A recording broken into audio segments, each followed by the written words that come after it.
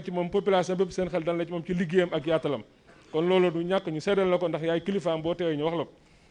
waaye di beral nuyoo suñu xarit l'honorable député Alhaji Mbéri Sylla nga xam ne moom kenn la fii ki daara ji jaral na ko lu ne chaque fois day ñëw pour daara ji nemmiku projet bu mu am indi ko si daara ji loolu ñëpp seddal nañ ko kon monsieur l'honorable ñu ngi lay nuyu di la ziar waaye di beral nuyoo monsieur le représentant du maire premier adjoint comme le maire est empêché moom moo ko représenté ñu ngi koy nuyu ki turu maire ak turu conseil municipal bépp waaye ñu ngi beral nuyoo tey kii nga xam ne moom ñu dalal fii di Serigne Makhtar Naar Lo wax na tey mooy kilifa jataay bii di kilifa daara ji ñu ngi koy nuyu di ko jox nuyoo Serigne Kokki ak nuyoo waa Kokki yëpp nga xam ne bu ñu ko joxee nuyu nañ ñëpp ndax bu sëriñ bi toogee wax dëgg yàlla ñun waruñu am kaddu ndax ñun ay ndongo lañ ci daara ji bu sëb sëriñ toogee wax dëgg yàlla waru am kaddu waaye nag comme dañ ñoo jox kaddu gi mënuñu ko delloo waaye sëriñ Makhtar ñu ngi lay nuyu ki turu sëriñ Kokki Alhaji Mouhamadou Xabaan Diop ak turu waa Kokki yëpp waaye di bëgg lool ci moom dina ko seedeel monsieur le ministre mais ñun waa Kokki de wax dëgg yàlla mënuñoo fay sëriñ Makhtar Naar Lo mënuñoo fay sëriñ Ahmed Sakhir Lo mi nga xam ne moo fi sañcoon daara ji ki 1939 waaye mënuñoo fayit doomam ji nga xam ne moo yor liggéey bi di ko doxal ba ku fi ñëw tey naw daaree Kokki nawoon nañ ko démb liggéey bi mu ci jotee yokk na ko yokkaay boo xamante ne bi ku fi ñëw dina ko naw xam naa bi nga gisee sànq liggéey bi ñu la wan jàpp naa ne am nga ci mbégte ñi fi ñun ñu àndoon ci délégation bi de am nañ mbégte ndax gis nañ lii am Kokki am daaree Kokki leer nañu ne sous région bi amu fi loolu moom leer nañu nañ kon lii fi daaree Kokki li fi nekk état Sénégal moo ko moom kon lii muy liggéey da koy liggéeyal état Sénégal kon lii nga def tey ki turu président de la république ñëw tey defi formation bi nga xam ne indil nga ko daara ji xale yi ñu jàng ba noppi ñu leen di former nga xam ne loolu dafa bokkoon ci njàng mi mais dafa manqué woon na xale yi ñu ngi leen doon jàngal naam seen xel màcc na ci alxuraan màcc na ci français màcc na ci anglais màcc na ci lépp mais amuñu woon formation te formation boobu nag wax dëgg yàlla yow yaa ko fi indi parce que loolu bëggoon nañ ko bu yàgg mais mënuñ ko woon am kon bu la yàlla baaxee tey nga ñëw nekk ministre bi yor ko ba nga ñëw damay defal formation dongoy Kokki mais loolu doyatul nga ne damay tabax fii centre de formation professionnelle kon yow li ngay wax lépp dëgg la ci yow ndax nit ñi ba leen formé woon dem amul suivi mën nañu wax ne kat peut-être leneen waaye tey lii nga def dafa dëggal ne centre bi nga fi tabax ci Kokki nga xam ne mën nañ ne centre bi sax bay ba mën a amul ci région bi nga bëgg koo tabax Kokki kon xam nga ne Kokki am na importance ci Sénégal ndax institut bi ñu nekk tey mi ngi am 4700 étudiants yi fi nekk te loolu na la leer ne Serigne Makhtar Naar mi toog sawet moo yor lépp xale yi fi nekk kenn fayul añ kenn fayul ndekki kenn fayul reer ku ci feebar sax moo lay faj kon loolu dafay baax bu ñu toogee ñu fàttali leen ko ngeen xam ne Serigne Makhtar yan boobu la yanu te loolu mu yanu noonu kon da ko yanul son excellence président de la République ndax tey moom la waroon njàngum xale yi moom la war seen taxaw moom la war seen éducation moom la war waaye loolu lépp nag Serigne Makhtar Lo teggal nag ko moo ko yoral fii ci Kokki kon dafa jaadu jëmm ju mel noonu bu ngeen ñëwee ci wetam ngeen taataan ay soxla moom amul soxla naam parce que soxla daara ji ndax sëñ Makhtar ku koy déglu bu ne la defal ma nangam du ko def ndax moom dafa wakkilu ci yàlla rek ndax daara ji noonu la si jotoon ba tey ku fi ñëw xam ne liggéeyal yàlla rek moo wóor lii fi nekk nii ku fi ñëw da nga naan kan moo ko fi def waaye yàlla rek moo ko fi def jullitu yàlla yi kon dafay baax ku mel ni ñu taxawu ko ci bëgg-bëggam mooy bëgg-bëggu xale yi bëgg-bëggu askan wi te loolu son excellence président dégg na ko ba tax na war nañ leen sànq benn bâtiment dortoir boo xam ne moo ko fa tabax depuis indépendance ba léegi mooy premier président bu njëkk a tabax ki daaree Kokki benn bâtiment dortoir valeur de 133 millions kon kooku jox na considération daaree Kokki loolu xam nañ ko moo tax dañuy yóbbante cant ci moom cantuk waa Kokki cantuk daara ji ne Kokki sant nañ président ki ni mu taxawee daara ji mais loolu doyul de dafa jël village Kokki jàppe ko village boppam ndax tey fii ci Kokki wax naa la sànq ne yaa ngi fi def centre de formation bi mais lu ko jiitu yaa ngi dugg tali bi ngay dugg Kokki tali bu bees tax nga jaar dugg fii tali bi moo wër Kokki ba génn Kokki loolu son excellence président moo ñu ko defal fii ci Kokki defal ñu it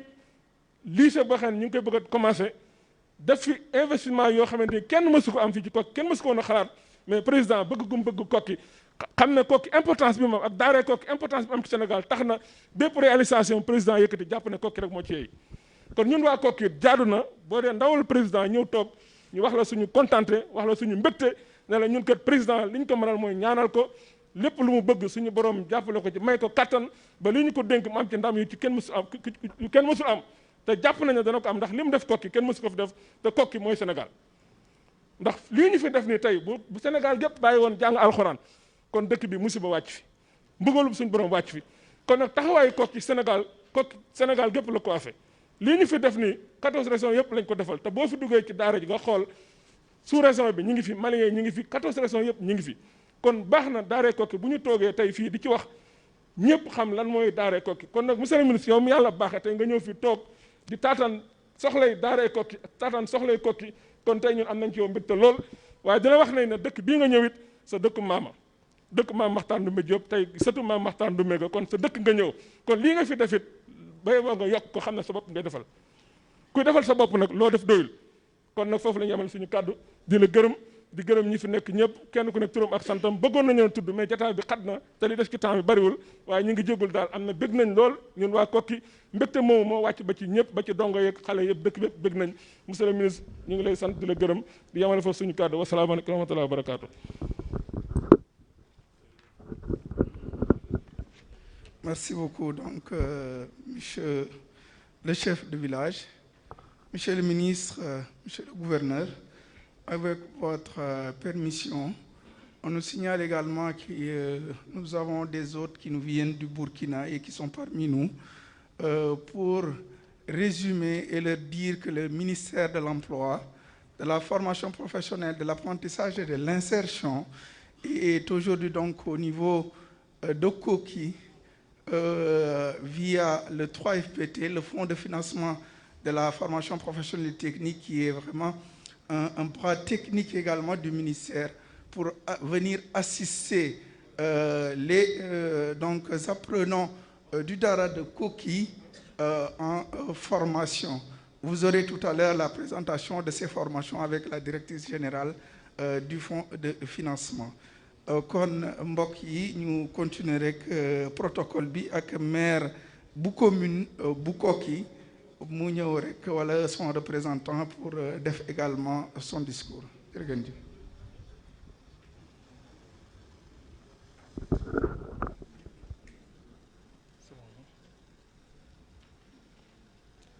A'udhu billahi minash shaitanir rajim. Bismillahir rahmanir rahim. Monsieur le ministre de l'Emploi, de la formation professionnelle, de l'apprentissage et de l'insertion, Monsieur le gouverneur de la région de Louga,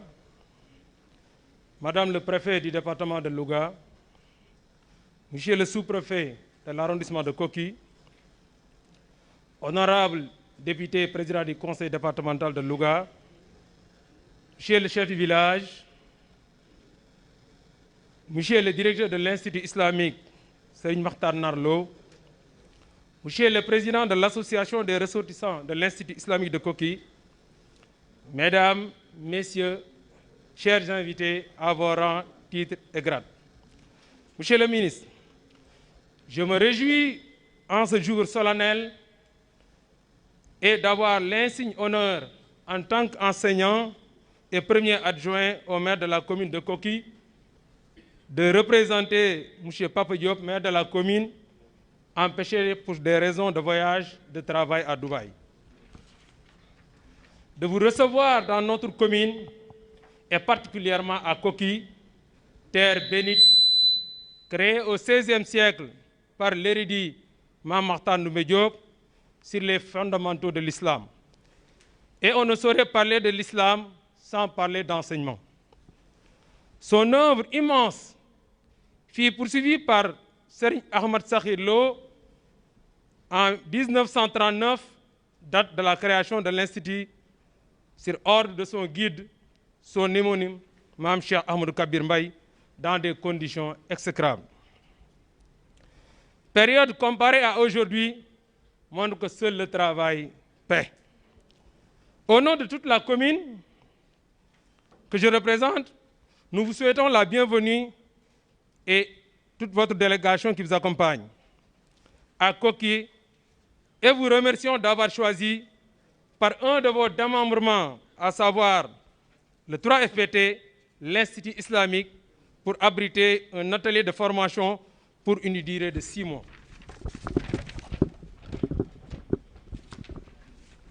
La formation pour le câblage électrique en fibre a démarré et les résultats que nous avons visités tout à l'heure montrent que le choix porté sur l'Institut est un choix probant et va procurer des lendemains meilleurs. Cet atelier va regrouper tous les jeunes de l'Institut en âge d'être formés, voire même de la commune dans divers domaines. Cela montre une fois encore que le savoir-faire constitue le socle où repose le développement durable d'un pays. Monsieur le ministre, l'Institut islamique où nous vous recevons compte plus de 4000 pensionnaires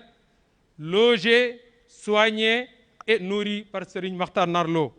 Yàlla na ko Yàlla taxaw bu baax a baax. Et toutes les bonnes volontés, notamment les anciens pensionnaires de l'Institut. Il y a l'enseignement coranique qui est le fondement de l'enseignement. L'enseignement général, l'école franco-arabe et aujourd'hui il ajoute la formation professionnelle. Cela montre que l'enfant, une fois entré à l'Institut, pourrait y sortir utile à la société dans plusieurs domaines. Nous vous félicitons aussi, Monsieur le ministre, de la construction du centre de formation professionnelle à Koki, dont les travaux vont démarrer par la pose de la première pierre après cette belle cérémonie. Ce bijou d'un coût de plus de 370 millions pour un délai de 10 mois va accueillir 250 apprenants dans plusieurs métiers, à savoir la transformation des produits agricoles, agroalimentaires, fruits et légumes, l'électricité, l'horticulture et tant d'autres métiers. Soyez-en remerciés, Monsieur le ministre. Nous remercions vivement son Excellence, le Président de la République, M. Macky Sall, qui a initié le PSE et placé le capital humain dans l'axe 1. Monsieur le ministre, je ne saurais terminer sans remercier le marabout Serigne Makhtar Nar Lo pour son appui, sa disponibilité pour la commune, son engagement, sa participation active au développement du Sénégal et en particulier de notre cher Koki. Nous lui souhaitons longue vie,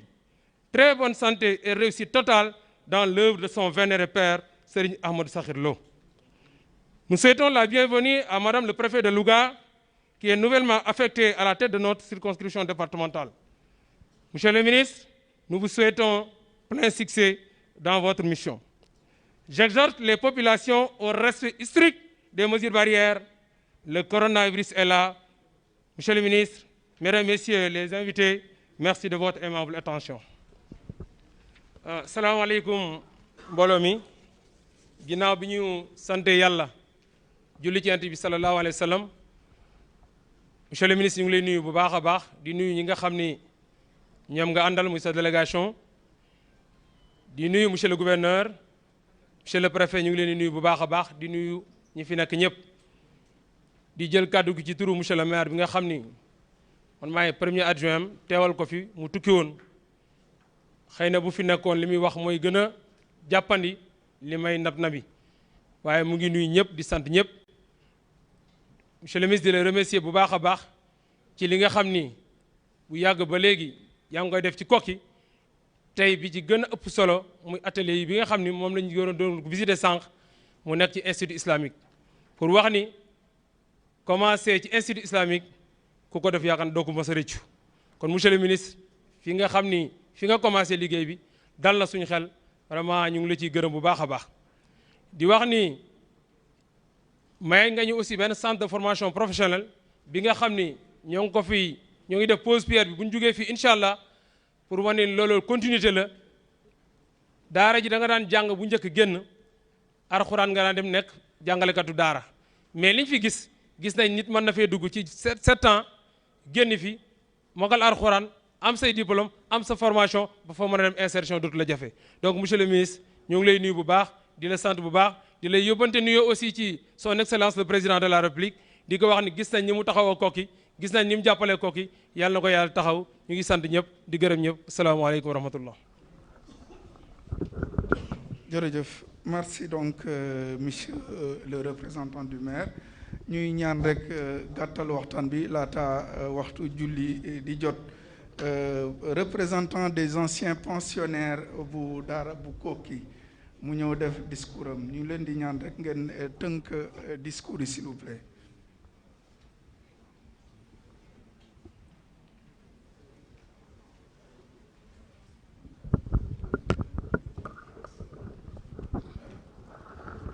asalaamaaleykum wa rahmatullahi taala wa barakaatuhu. alhamdulilahi rabbil alamin wasalaatu wasalaamu ala sayidina muhammadin salawatullahi wasalaamu alayhi wa ala alihi wa sahbihi wa man wala.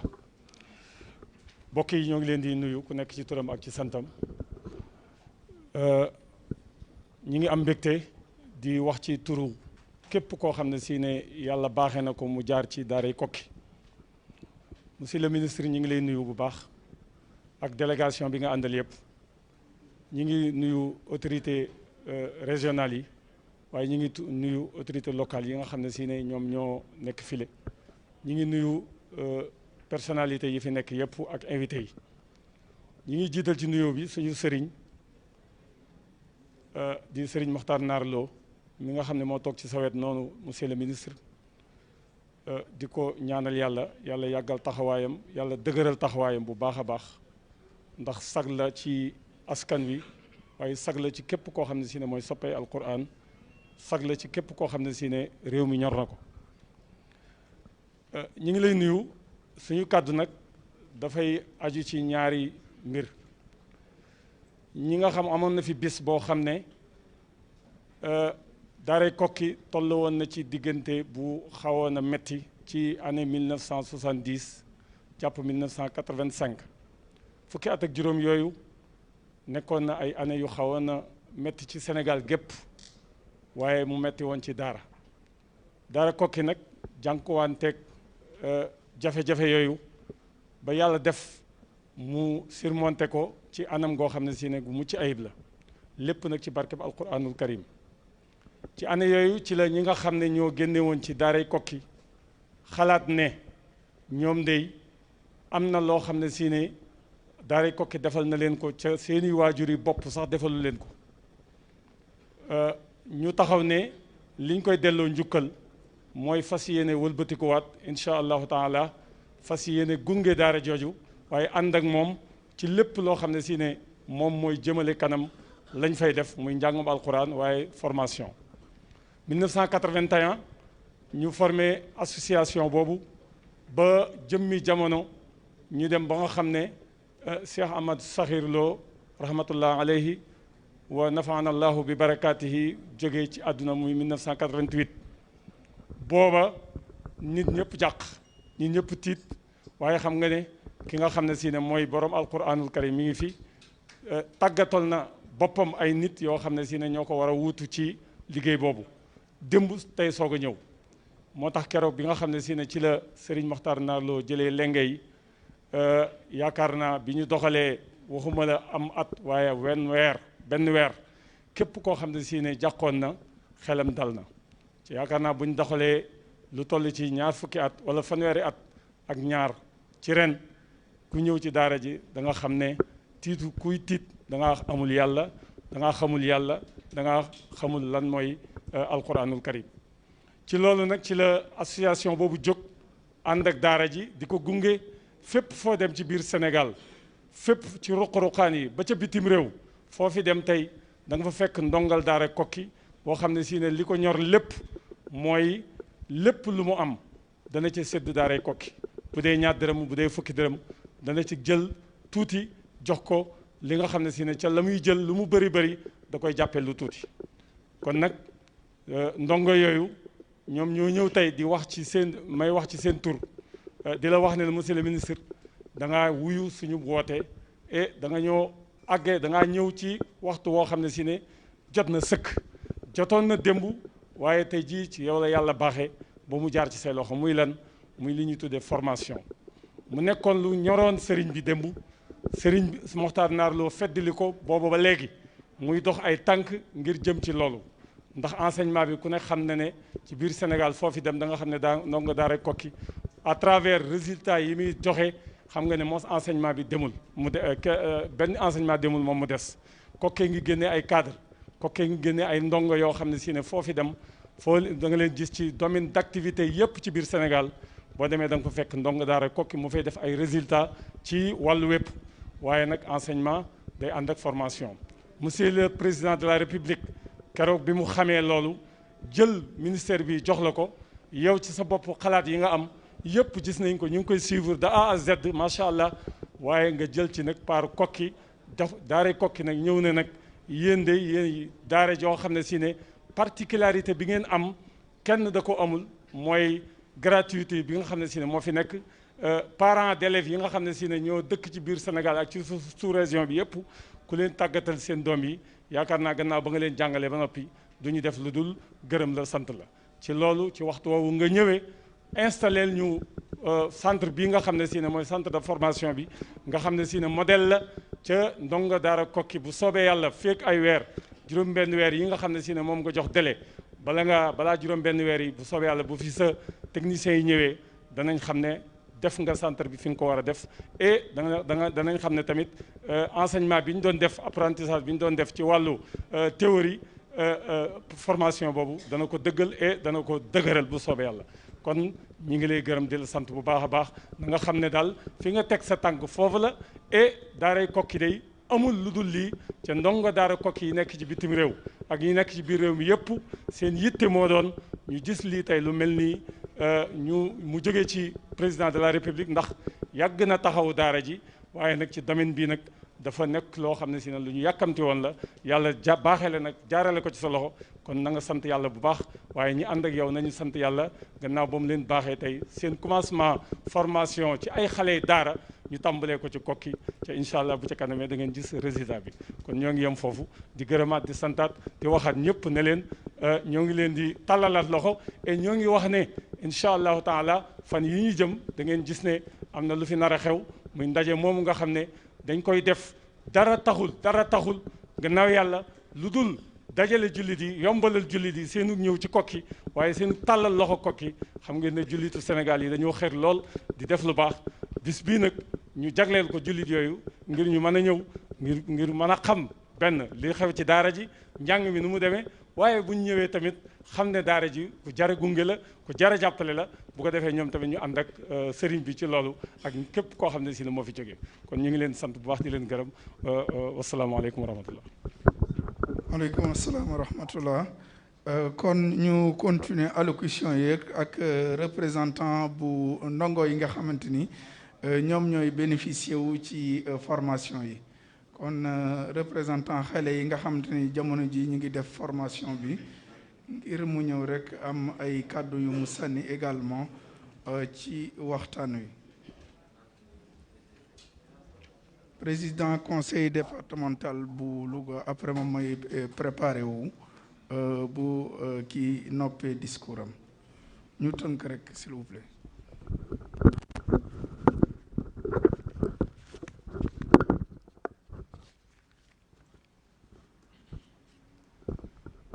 asalaamaaleykum wa rahmatullah. waaw ginnaaw bi ñu sant yàlla julli ci yonent bi sallallahu alayhi wa sallam ñu ngi dalal sunu ministre de la formation professionnelle bi nga xamante ni moo bàyyi yitteem yëpp ak ku nekk xam na ni emploi de temps am dafa chargé mu bàyyi lépp pour ñëw teewe ko kon loolu ñu ngi ko ci sant goo xamante ni nii sant gu dëggu la ci sunuy xol di sant ñi nga xamante ni ñoo teew ci jotaay bi yëpp di leen ñaanal yàlla defal leen xéewal ci seen teewaay ak seen présence lépp. beneen bi nga xamante ni moo ñuy gën a tax a jóg mooy ñi nga xamante ni ñoo doon def formation bi mooy formation ci câblage bi ak formation ci informatique bi depuis ban ko tàmbalee léegi mi ngi dem ci 2 semaines mais diggante bi jël nañ fi xam-xam boo xamante ni nii nit mën na fee def ay années yu bëree bëri sa du ko am loolu nag li ko mayee bokk na ci mooy ñi nga xamante ne mooy suñu encadreurs yi ak ñi nga xamante ne ñoom ñooy formateurs yi ils sont excellents ku nekk xam na ni am nañ xam-xam bi beneen bi ci des tamit mooy dañoo sawar lool ci niñ koy joxee bu ñëwee nit ñu koy joxe sur le champ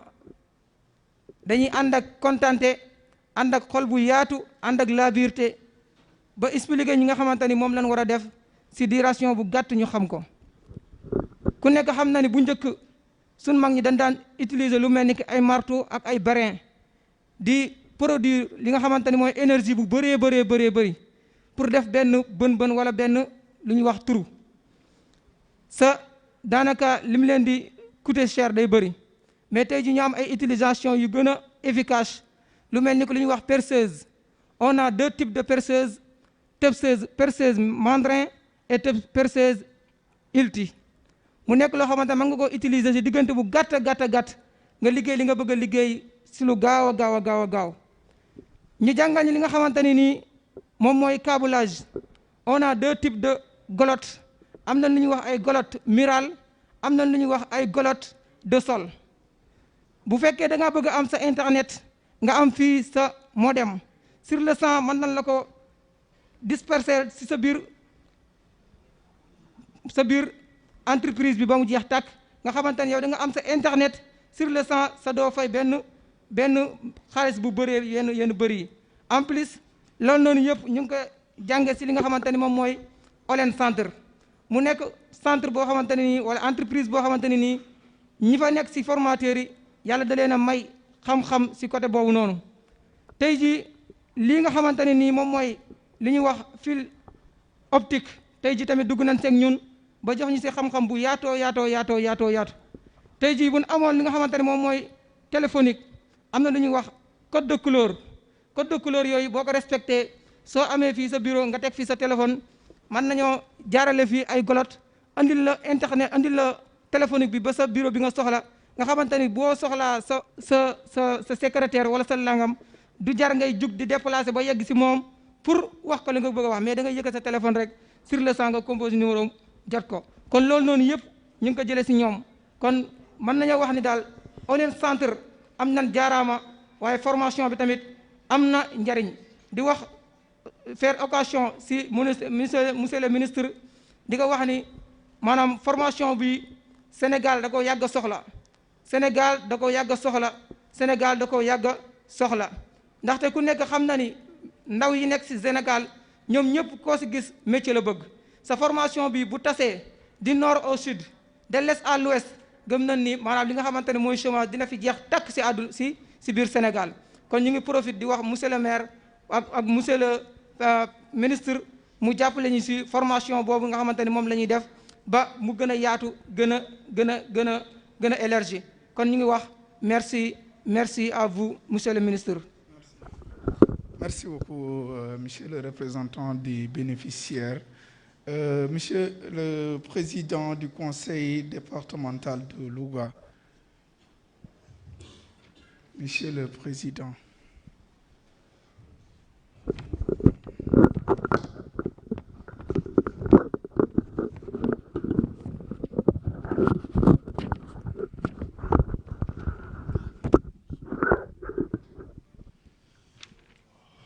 Monsieur le ministre, ça vient. Monsieur le ministre de l'Emploi, de la formation professionnelle, des apprentissages et de l'insertion. Monsieur le gouverneur, Madame le préfet,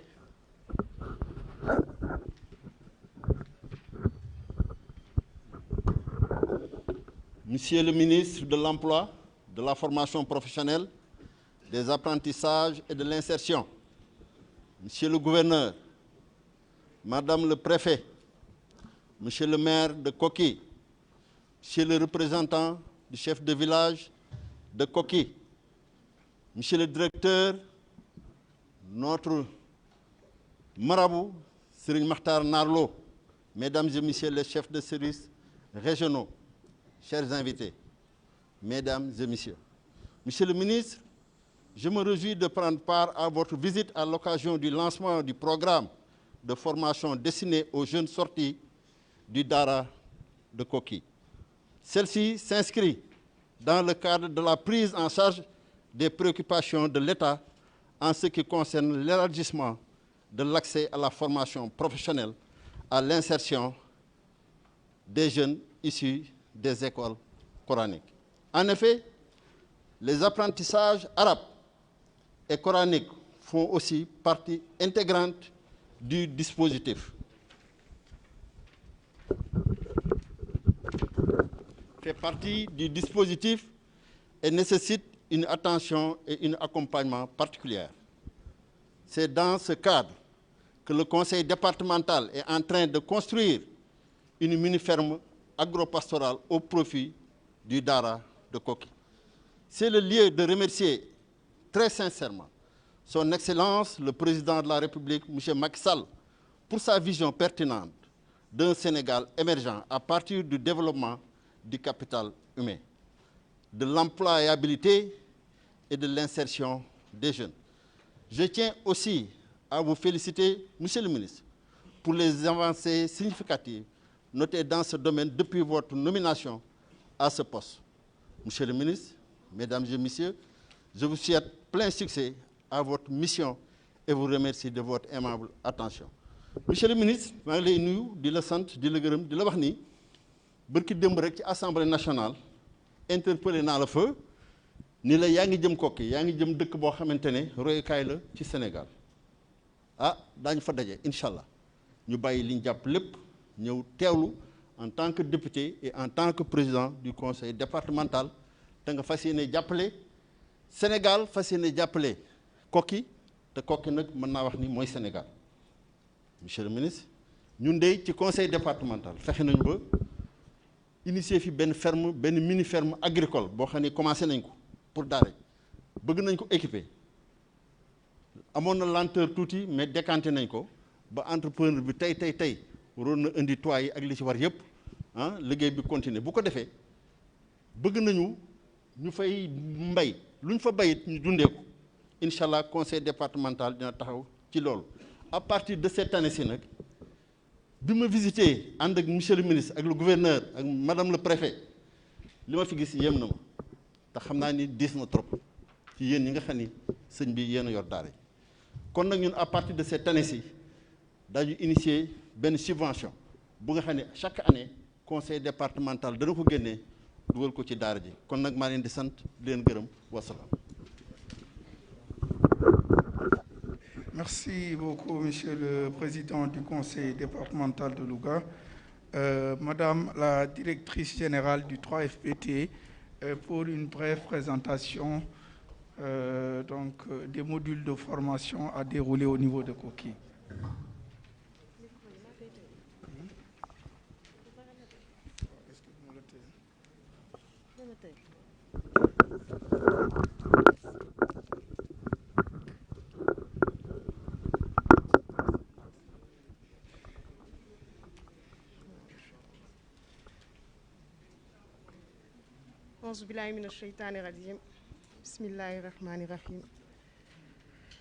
Monsieur le ministre, Monsieur le gouverneur, Monsieur le préfet, Madame le sous-préfet, Monsieur le président du conseil départemental de Louga, Monsieur le représentant de Monsieur le maire, Monsieur le chef de village de Koki, Monsieur le directeur du Dara de Koki, Messieurs les administrateurs du 3FPT, Monsieur le représentant de l'association Génération Salir, Messieurs les représentants de la Fondation Thierno Ahmad Baro, Messieurs les directeurs d'établissements de formation, chers invités, en vos noms, titres et grades respectifs. La mise en œuvre des projets de formation pour les apprenants des Dara entre dans le cadre de l'opérationnalisation des orientations du ministère en charge de la formation professionnelle à travers la lettre circulaire numéro 4304 du 16 décembre 2019 relative à l'élargissement de l'offre de formation professionnelle et technique. En effet, dans le souci de réduire les inégalités et les disparités, le ministère a prôné l'intégration dans les dispositifs de formation des jeunes en marge des circuits formels d'éducation et de formation, comme les sortants des Dara, les apprentis dans les ateliers d'apprentissage, les déscolarisés sans diplôme, pour ne citer que cela. C'est dans ce contexte que le 3FPT a démarré le financement de formations destinées aux apprenants des Dara à travers quelques projets pilotes. Ainsi, en relation avec l'association Génération Salir, 100 sortants de Dara sont actuellement en formation à Dakar dans les domaines du diagnostic automobile et du câblage, cuivre et de la fibre optique. Des contacts également sont noués avec la Fédération nationale des Dara de la Fondation Thierno Ahmad Baro de Mbour pour la formation des Dara dans tout le pays, sur toute l'étendue du territoire. Les formations que nous démarrons aujourd'hui à Koki, pour une part, puisque ça a commencé depuis déjà 2 semaines avec Optique excusez-moi, entre donc dans le prolongement des expérimentations que nous avons déjà entamées. Ça vise donc la formation aujourd'hui de 320 pensionnaires, comme nous avons pu le regarder tout à l'heure en salle, comme on a pu les voir surtout à l'œuvre. Ainsi, Monsieur le ministre, la capitalisation de ces différentes expérimentations qui sont en cours, aussi bien, comme on l'a dit, au niveau de Dakar, ce que nous sommes en train de faire aujourd'hui au niveau de Koki et ce qui doit se passer de par ailleurs à travers tout le pays, devra nous permettre, avec l'ensemble des acteurs et partenaires concernés, de penser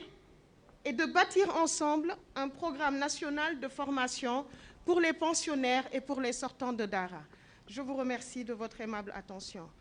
ma tënk ko tuuti ci olof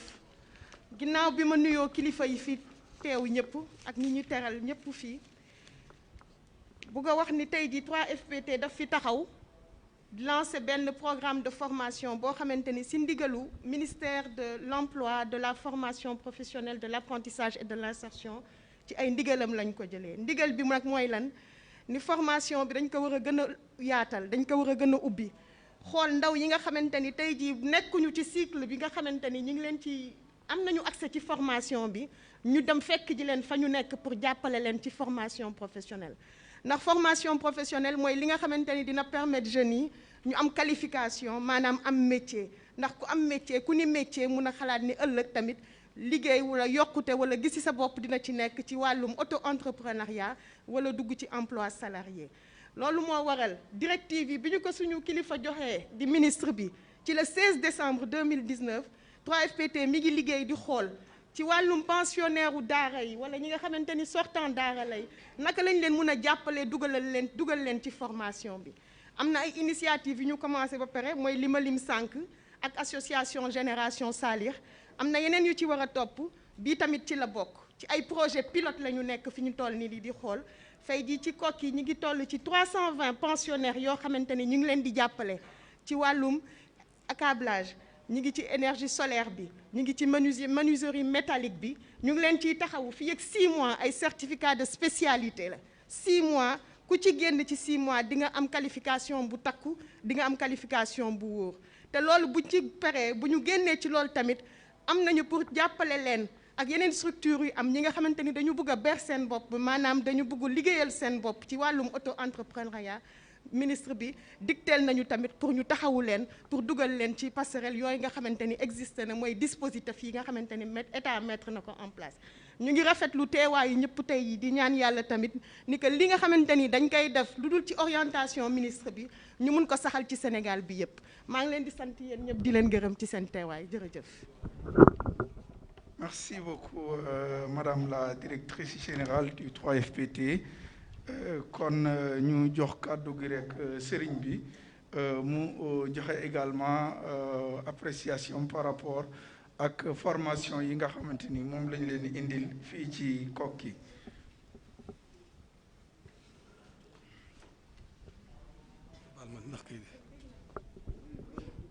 salaamaaleykum wa rahmatullahi wa barakaatu.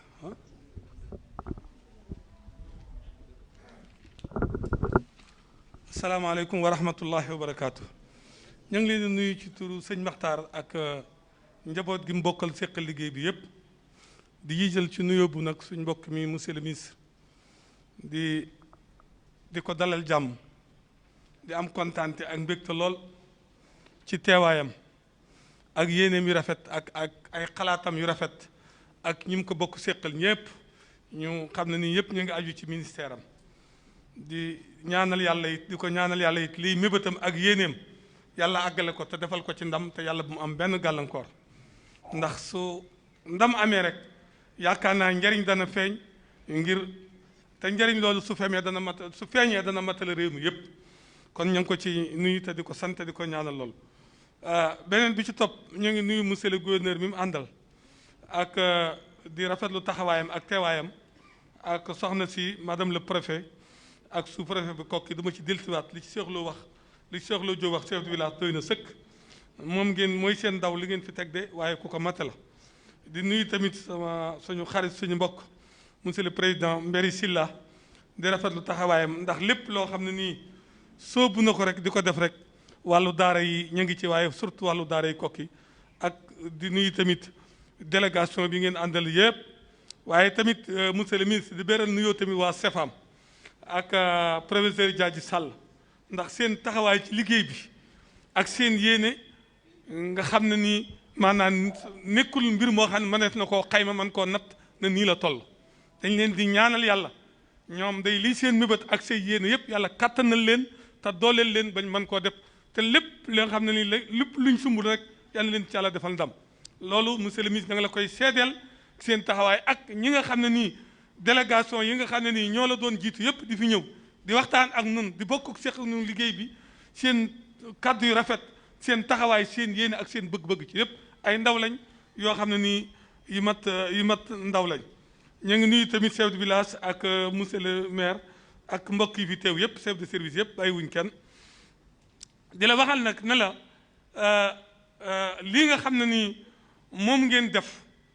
muy formation bi nga xam ne yéen a ngi ko fas yéene defal xale yi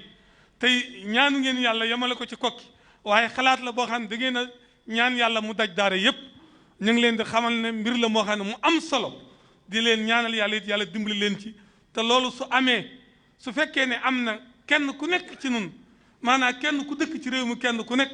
dana gis njëriñal loolu le ndax yaakaar naa ne ñu jóge ci daara yi ak ñu nekk ci daara yi ab lim la boo xam ne bii lim bu am solo la te ñooñu ñëpp nag ci population bi lañ bokk te dañoo am ak droit ci ñu war leen a jàngal waaye ñu war leen a former ci wàllu métier ba ëllëg ak si biir suñu amal njëriñ seen askan amal njëriñ seen bopp amal njëriñ seen i mbokk te loolu su amee yaakaar naa développement lay doon boo xam ne bii bu am solo lay doon li ngeen def nag tàmbalee ko ci daaray Koki sëñ bi ma ngi leen wax ne leen ne lu mu kontaan la lu mu bég la lu mu gis la it nag di soññ xale yi tamit yi nga xam ne Ablaye yaa ngi noonu yaa teewal xale yi ak ñi fi teew di leen soññ tamit ci yitte mbir mi yitte bu ngeen ko jox sëñ bi nee na xeeb na ko te su sañoon ndem fii mooy fi ñu jëkk a teg seen i tànk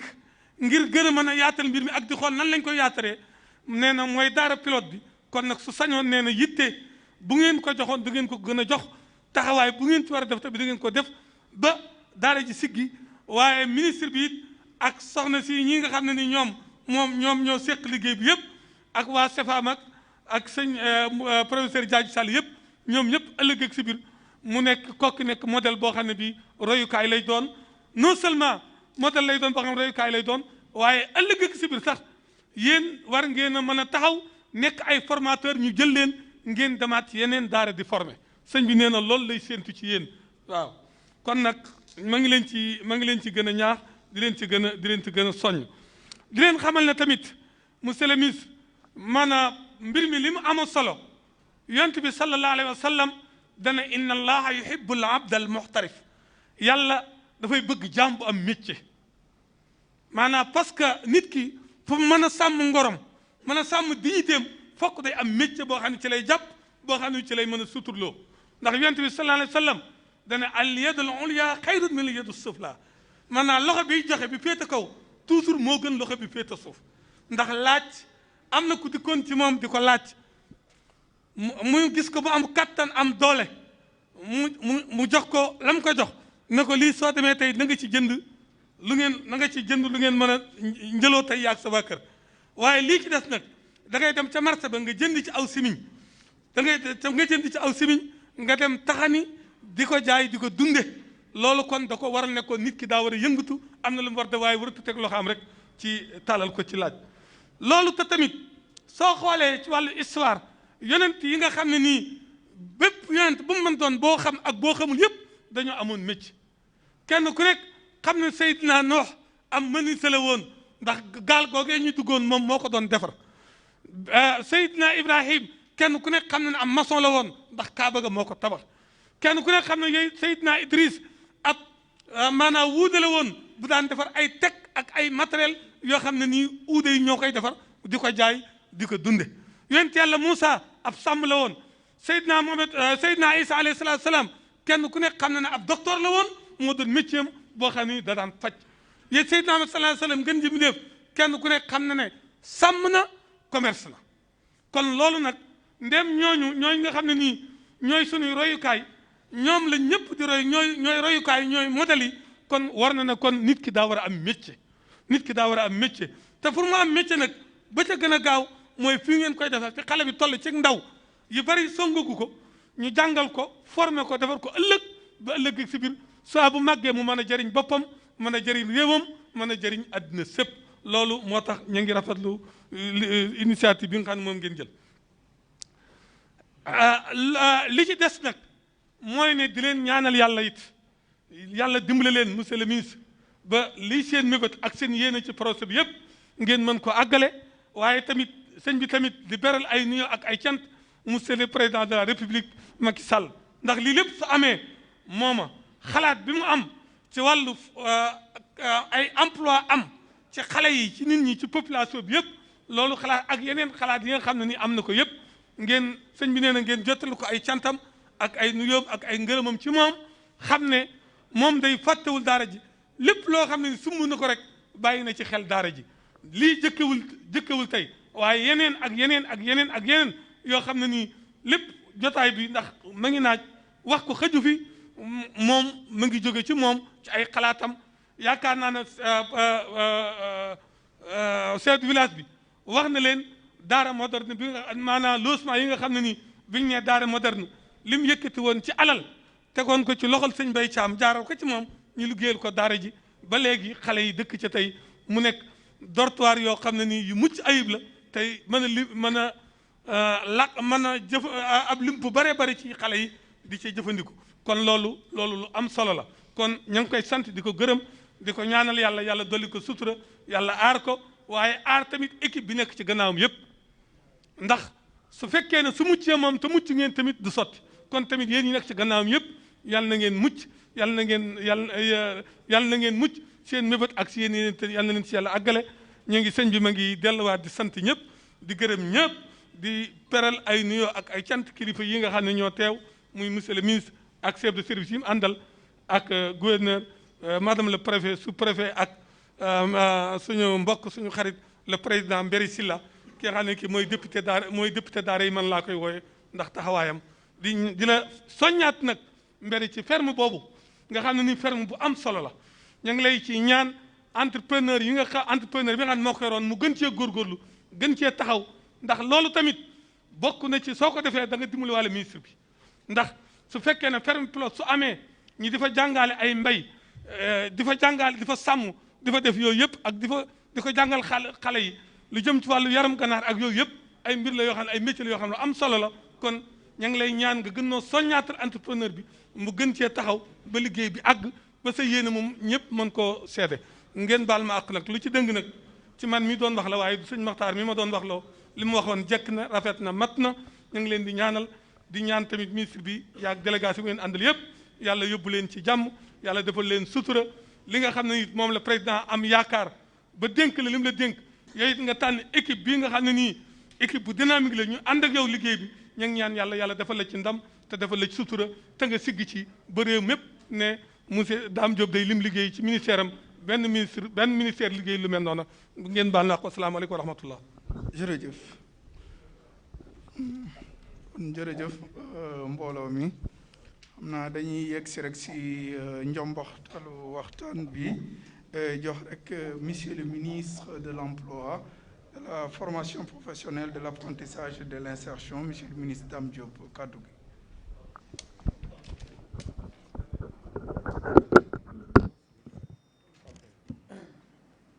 Merci beaucoup.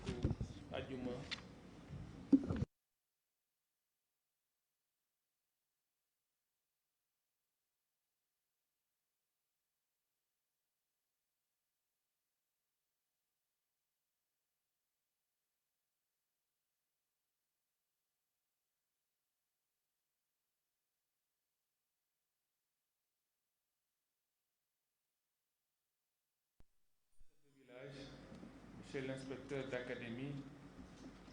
Mesdames, Messieurs les directeurs et chefs de service, je devais commencer par mon ami et frère, le président du conseil départemental, honorable Mbéri Sylla. ma koy nuyu di la sant ci teew bi, mais aussi ci wax ju am solo di nga fi wax ak décision bu am solo bi nga jël.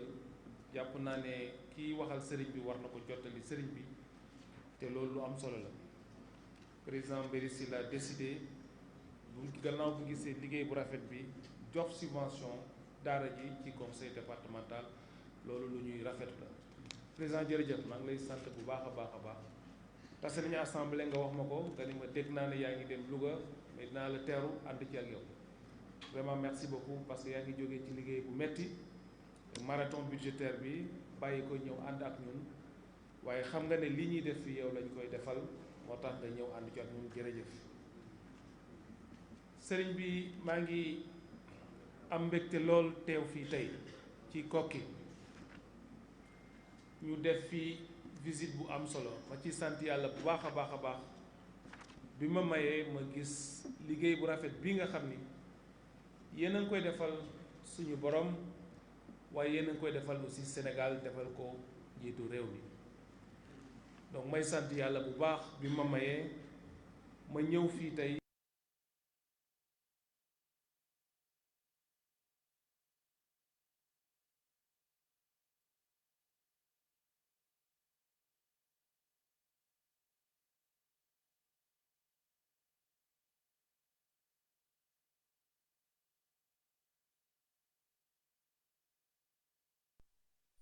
sëriñ bi. ñu ngi lay sant bu baax a baax ci taxawaay boobu, di la ñaan yàlla kàttanal la ba yéene yi nga am yépp ci daara ji ak ci lislaam bi nga eggale ko ak jàmm. tey nag dañu ñëw fii ci Koki ci ndigalu président de la République son excellence Macky Sall, moom bi nga xam ne nii bi mu nekkee ci bopp nguur gi ba léegi xam na ne, te waxu ko rek waaye daf ko jëf, que këru diine yi lu am solo ci suñu réew la. moo tax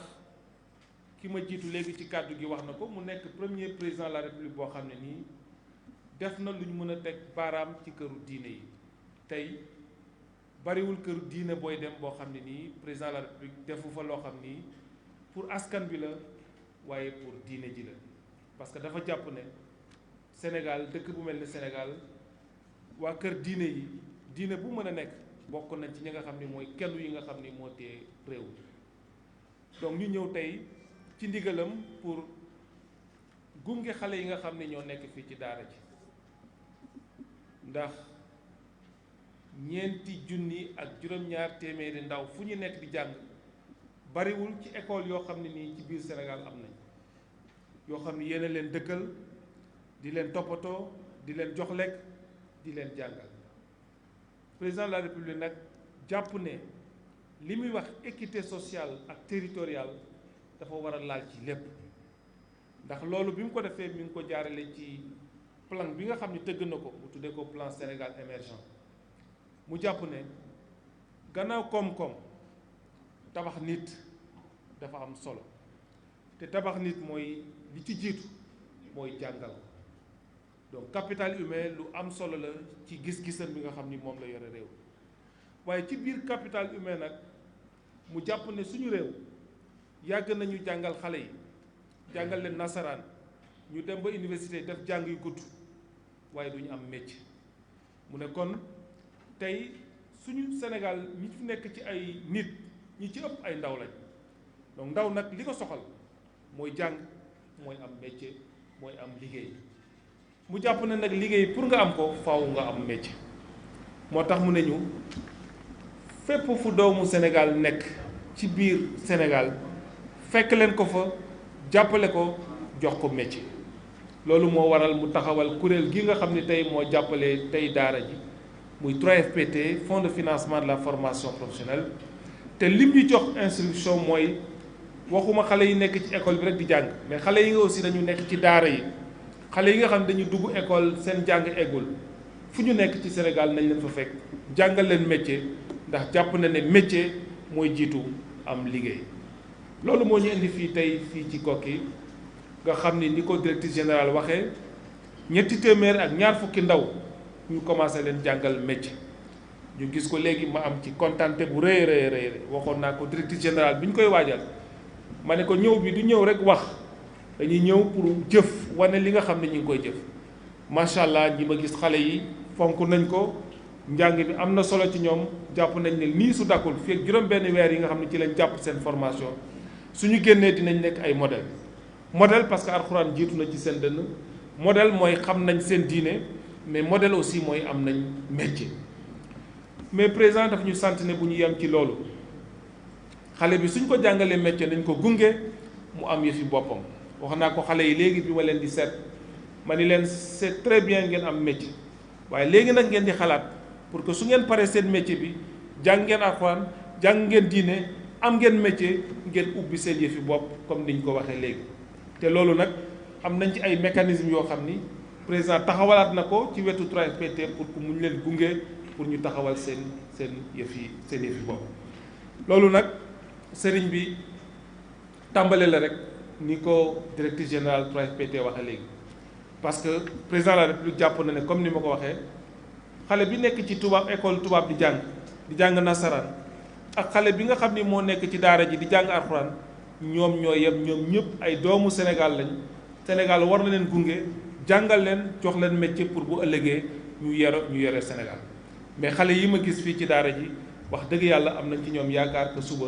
bu soobee yàlla dinañu yore réew mi comme niñ ko bëggee. donc programme bu yaatu la ñu bëgg ko def ci Sénégal yépp yàlla dogal nag ñu tàmbalee ko fii tey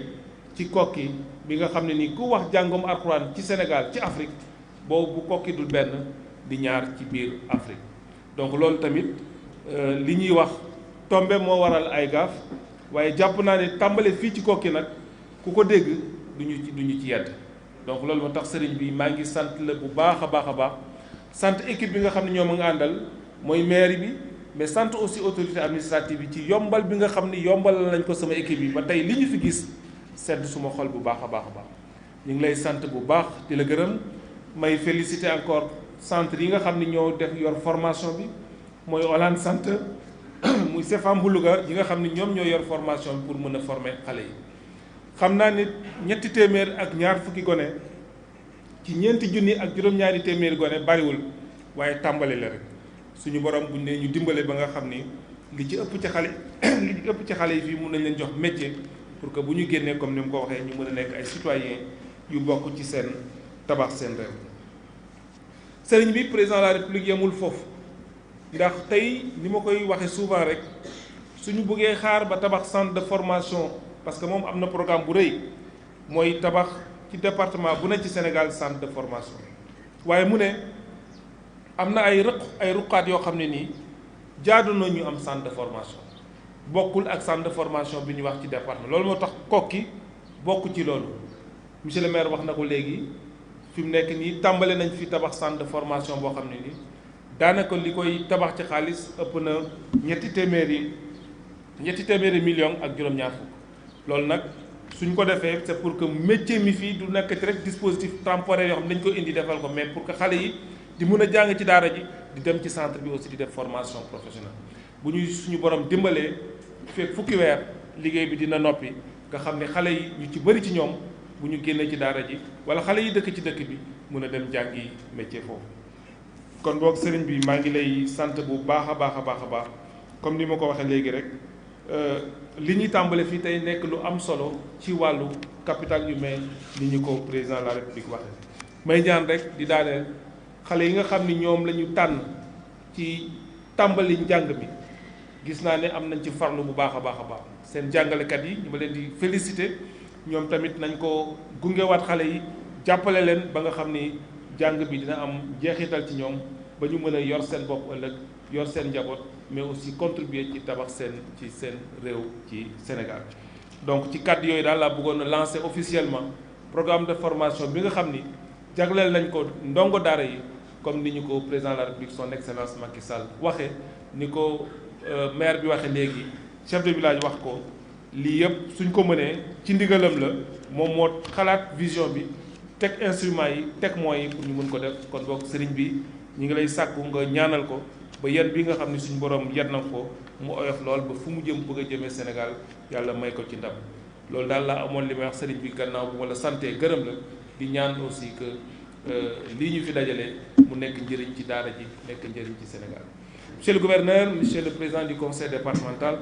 madame le préfet, monsieur le sous-préfet, monsieur le maire, monsieur l'inspecteur d'académie, monsieur le chef de village, chers invités, je voudrais vraiment marquer toute la satisfaction et la joie que j'ai aujourd'hui d'être à Koki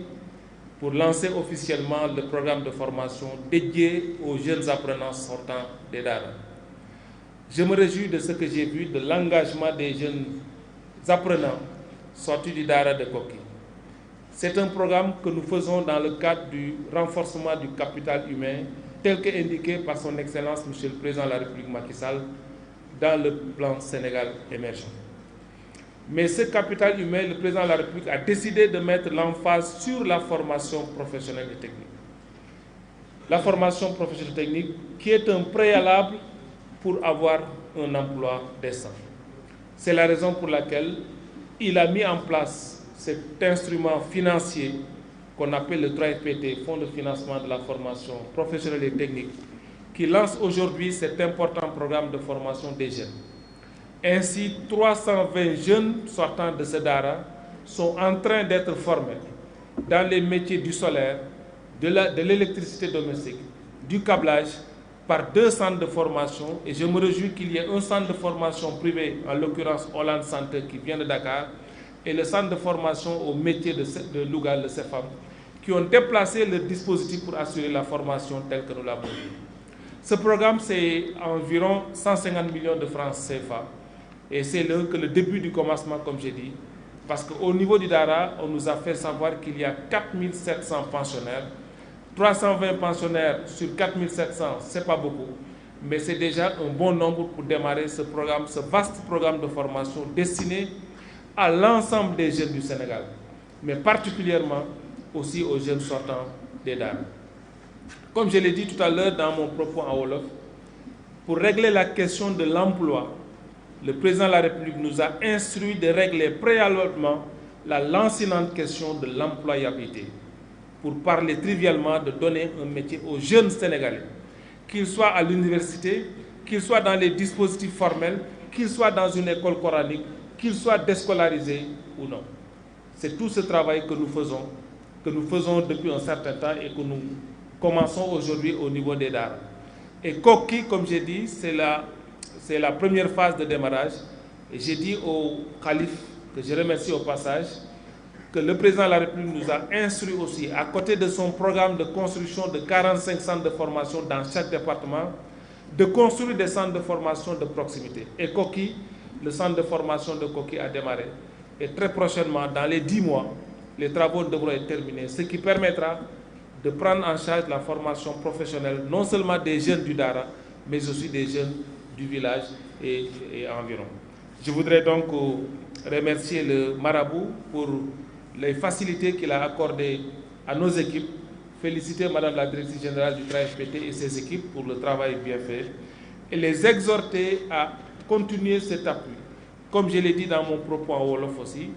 que ces jeunes qui vont être formés vont être aussi formés en entrepreneuriat pour les permettre d'avoir un accompagnement financier et de pouvoir entreprendre et de vivre de leur métier. Je voudrais donc remercier le marabout,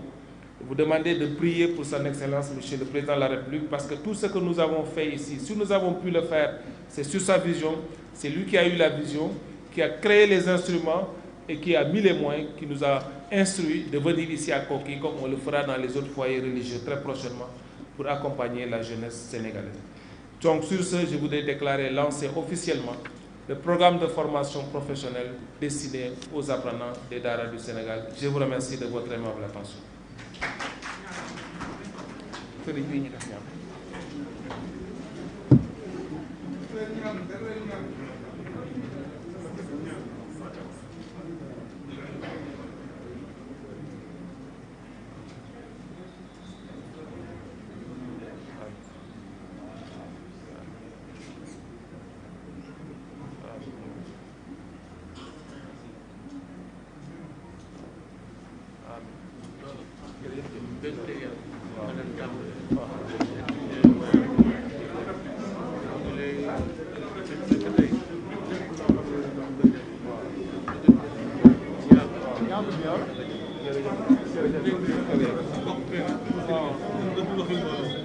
waaye fi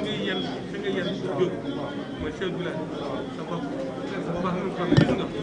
li nga xam ne moom la militaire bi génn lépp pour nga ci xale nanga waaw dana sëñ bi jëlee du ma ko ci laal lépp nga jëlee ko la ñuy defoon wax loolu dikk na gan fi ñu boo nekk seet nan ko wax te yi ngeen liggéey yëpp entrepreneuriat bi nga ko yëngu on va aller directement chef bi pour le déjeuner donc c'est séparé quoi c'est séparé mais yow